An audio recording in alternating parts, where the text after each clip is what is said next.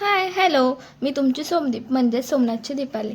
तुम्ही कोबीचे अनेक पदार्थ खाल्ले असतील, पण तुम्ही असे कोबी वडे कधी खाल्लेत का? नसेल खाल्ले तर नक्की असे कोबी वडे ट्राय करा. त्यासाठी जास्त काही लागत नाही हो. किसलेला कोबी घ्या, बटाटा, कांदा, भिजवलेले पोहे, हिरवी मिरची, कोथिंबीर, हळद, लाल मिरची पावडर, बेसन, मीठ, ओवा इत्यादी पदार्थ लागतात फक्त. मस्त हे पदार्थ एकत्रित करा आणि छान असं त्याचा गोळा मळून घ्या.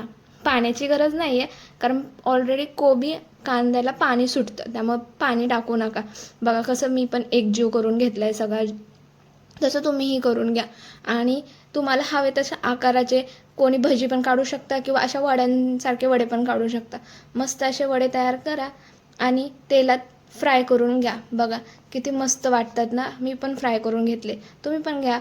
बघा दिसायला पण किती सुंदर आहेत. असे कोबी वडे तुम्हाला आवडले तर नक्की ट्राय करा. थँक्यू.